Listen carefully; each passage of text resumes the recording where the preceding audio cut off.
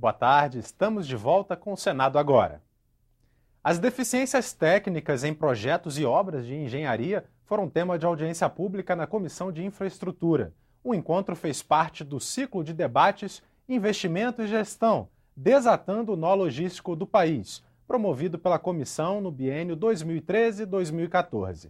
Estiveram presentes representantes do Departamento Nacional de Infraestrutura de Transportes, DENIT, da Federação Nacional dos Engenheiros e do Conselho Federal de Engenharia e Agronomia, o CONFEA. Entre os convidados, o consenso de que faltam engenheiros no Brasil. A falta de engenheiro porque os engenheiros estão fora das suas atividades, em função da falta de valorização profissional. Nós formamos 40 mil engenheiros por ano neste país. A China produz 500 mil. O Brasil descapitalizou intelectualmente o profissional de engenharia. Seja ele o engenheiro, seja ele o topógrafo, seja ele o laboratorista. Engenheiro sem topógrafo e sem laboratorista, ele é um terço de engenheiro, ele não é um engenheiro inteiro. Para o diretor-geral do DENIT, o país não consegue se planejar. O Brasil perdeu a capacidade de fazer planejamento estratégico de longo prazo. Anualmente, o Brasil precisa aprontar tantos quilômetros de projeto para executar em tantos anos seguintes. Falta planejamento, sim, mas quem é que tem que planejar se não for o DENIT? Se não for o Ministério do Transporte? Não são os senhores que lidam com isso? Outra dificuldade apontada no setor de infraestrutura foi a obtenção de licenciamento ambiental para as obras. Hoje há muita interferência de meio ambiente, mesmo após a concessão da licença de instalação. Então, às vezes, nós ficamos com obra paralisada porque, depois da licença de instalação, se exige estudo, por exemplo, para arqueológico em jazidas de material.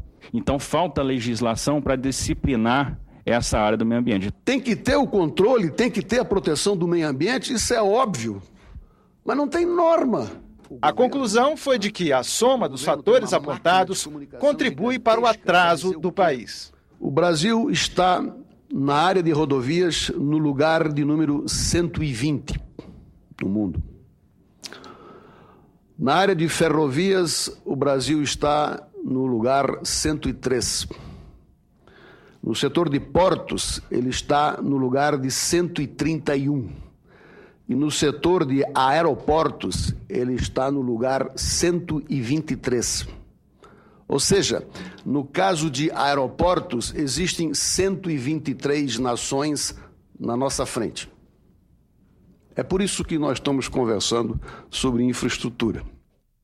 O presidente do Senado, Renan Calheiros, recebeu o advogado-geral da União, Luiz Inácio Adams, para discutir a aplicação do teto constitucional aos salários dos servidores do Senado.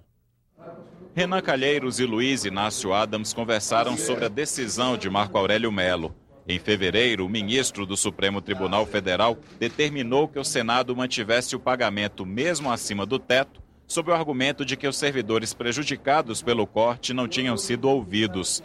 Com o fim do prazo para a defesa dos servidores, o corte será retomado já neste mês de maio. De acordo com a Constituição, nenhum servidor pode receber mais que o vencimento de ministros do STF, que hoje é de R$ 29.462,25. Nosso entendimento, assim como é o do presidente, é que, feito o processo, não havendo nenhum motivo para não se implementar o corte, deve ser aplicado. Portadores do vírus HIV.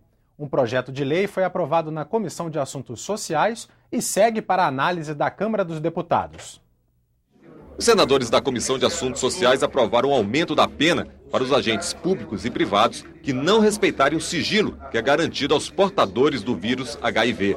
A prisão de até 4 anos pode dobrar se a divulgação do nome do paciente for intencional.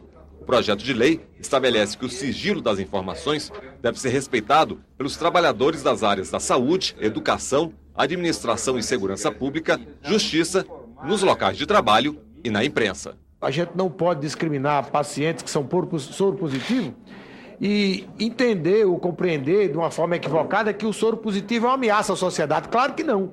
A intenção é assegurar ao portador do vírus HIV uma vida digna, sem o estigma do preconceito que ainda é muito forte na vivência social na sociedade brasileira. É a compreensão de que o portador de HIV é alguém, é a parte hipossuficiente, é a parte mais frágil na relação e tem o direito à proteção e o sigilo do seu nome. A Comissão de Constituição e Justiça aprovou proposta de emenda à Constituição que cria um adicional de tempo de serviço para juízes, promotores e procuradores que não entra no cálculo do teto salarial do serviço público. A proposta segue para análise do plenário. Os juízes e membros do Ministério Público, como promotores e procuradores, recebem salário em uma única parcela de nome subsídio.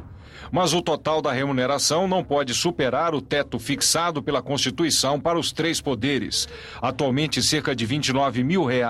A proposta que foi examinada pela Comissão de Constituição e Justiça cria a parcela indenizatória por tempo de serviço para magistrados e membros do Ministério Público. O adicional não entra no cálculo do teto. Numa sala cheia de juízes e membros do Ministério Público, o debate foi intenso.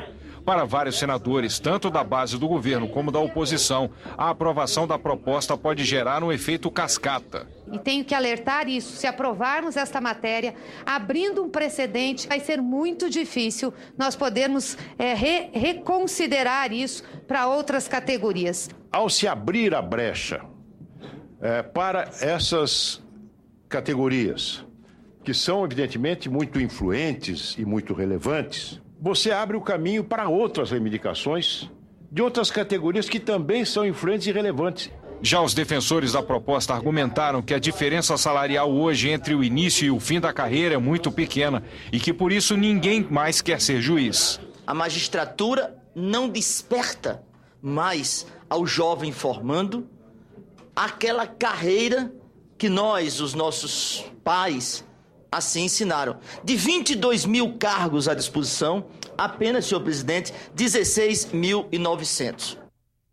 A Comissão de Direitos Humanos recebeu a visita do senador haitiano Jean-Charles Moise.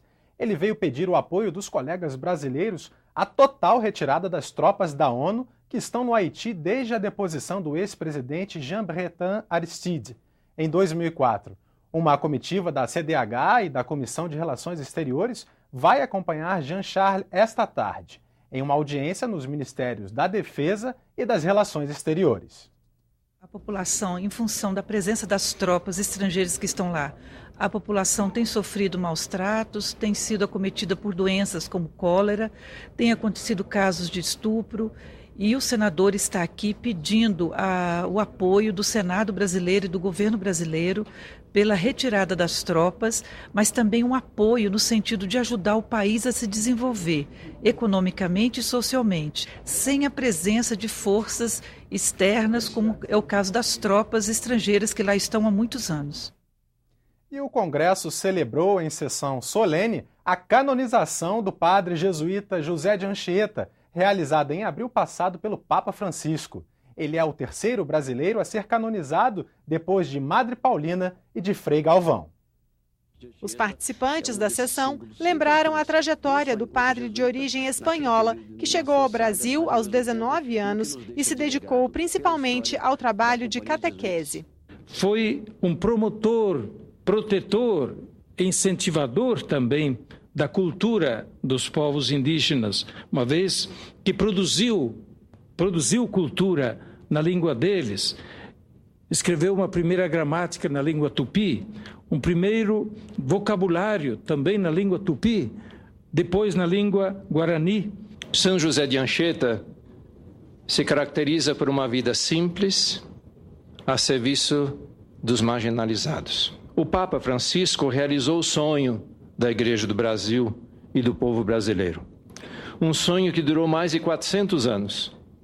São José de Anchieta, o apóstolo do Brasil, agora não apenas faz parte da nossa história e da história da Igreja no Brasil, mas também agora é apresentado como testemunha de Jesus Cristo à Igreja Católica que está no mundo inteiro.